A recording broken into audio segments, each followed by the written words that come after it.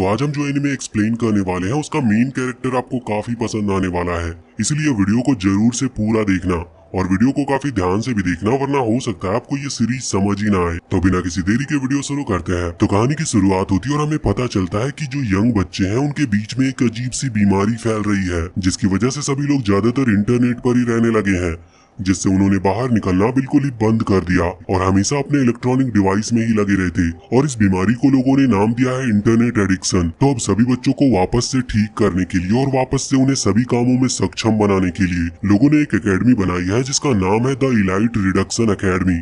ये एक ऐसी जगह है जहाँ पर बच्चों को इंटरनेट से दूर करके वापस से जीना सिखाया जाएगा। जिसके बाद हम एक लड़के को गेम खेलते हुए देखते हैं जिसे गेम खेलने में काफी ज्यादा मजा आ रहा था और वो एक गेम पूरा करने के बाद दूसरा गेम शुरू करने जा रहा होता है, पर तभी वो लड़का अचानक से बेहोश हो गया, जिसके बाद सपने में उस लड़के उसे स्कूल जाने की जरूरत नहीं और वो आराम से गेम खेल सकता है। तभी उस लड़के की आंखें खुलती और हमें पता चलता है कि उसका नाम हिकीबी है और वो अपने आप को एक अनजान जगह पर देखता और उसे समझ नहीं आ रहा था कि वो है कहाँ पर और यहाँ पर आया कैसे। उसके साथ उस रूम में कुछ और भी लोग थे और वो बात कर रहे होते हैं कि शायद ये डोर बाहर से बंद है, इस वजह से ये खुल नहीं रहा।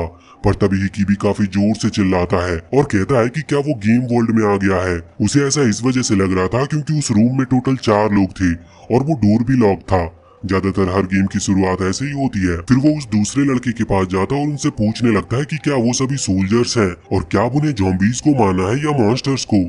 पर एक लड़का हिकीबी को धक्का देता है और कहता है कि उनमें से सिर्फ वही है जिसे कुछ समझ नहीं आ रहा। साथ ही वो कहता है कि अगर उसे कुछ समझ नहीं आ रहा तो उसे चुपचाप साइड में बैठना चाहिए, ना कि ऐसे शोर करना चाहिए। पर तभी एक दूसरा लड़का उन्हें चुप होने की कहता है क्योंकि उसे कुछ लोगों की आने की आवाज आ रही थी। और तभी गेट खुलता और 4 आदमी जिनके पास वेपन भी थे वो अंदर आते हैं। उन्हें कुछ समझ आता है जिसे देखकर सभी काफी डर जाते हैं और वो उस आदमी से पूछती है कि क्या आज उन्हें ये गंदे लोग मिले हैं जिन्हें उन्हें सुधारना है। फिर वो लेडी उन सभी को बताती है कि अभी वो सभी द इलाइट रिडक्शन एकेडमी में है और वो यहाँ की हेडमास्टर है और उसका नाम जीन है। जिसके बाद हम एकेडमी को देखते हैं जहाँ सभी बच्चे काफी ज्यादा परेशान थे क्योंकि उन्हें सुबह से ही लगातार दौड़ाया जा रहा था।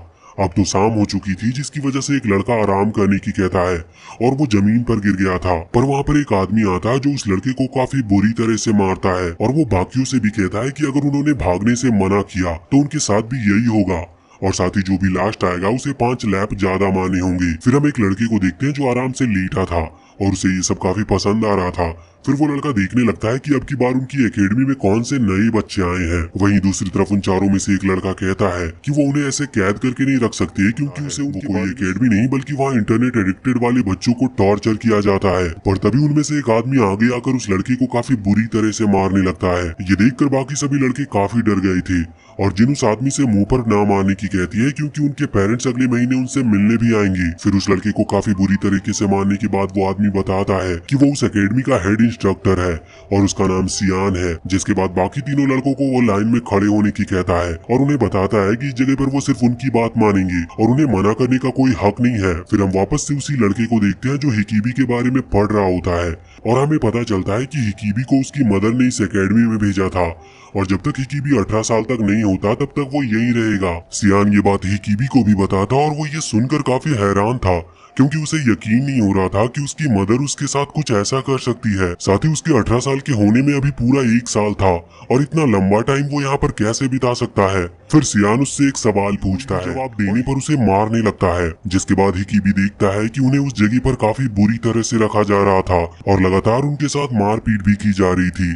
फिर सियान उन्हें बताता है कि वो सुबह 7 बजे उठ जाएंगे और 9 बजे वापस वो अपने हॉस्टल में आ जाएंगे। हिकीबी ये सब सुन रहा था और समझ भी रहा था कि उन्हें इस स्कूल पर बिल्कुल भी इंसानों की तरह नहीं रखा जा रहा, उन्हें यहाँ जानवर से भी बुरा माना जा रहा है। इसीलिए अब उसके दिमाग में सिर्फ वहाँ से निकलने का चल रहा था। जिसके बाद वो छत पर जाने लगता और जाते हुए सोचता है कि जब वो अपने छत पर रहता था वो सिर्फ गेम में ही लगा रहता और जब उसकी मदर उसे खाना देने भी आती थी तब वो उन्हें भगा दिया करता था। देखता है कि आसपास सिर्फ जंगल ही जंगल है और वो एक बहुत बड़ी जगह पर कैद है और वो जगह किसी जेल से कम नहीं है। दूसरी तरफ हम कुछ लड़कों को देखते हैं जो अब उस जगह पर पुराने हो चुकी थी, जिसकी वजह से उन्हें वहाँ पर ज्यादा परेशान नहीं किया जाता क्योंकि ऐसा माना जा रहा था कि वो अब सुधर चुके हैं। तभी सारे इंस्ट्रक्टर वहाँ पर तीनों लड़कों को लेकर आते हैं, पर तभी वो देखते हैं कि हिकीबी तो गायब है। ये देखकर वो सभी उसे ढूंढने लगते हैं और यहाँ पर हिकीबी ये सब छत पर से देख रहा था और वो कूदकर अपनी जान देने की सोच रहा था क्योंकि वो इतना मार नहीं सह सकता।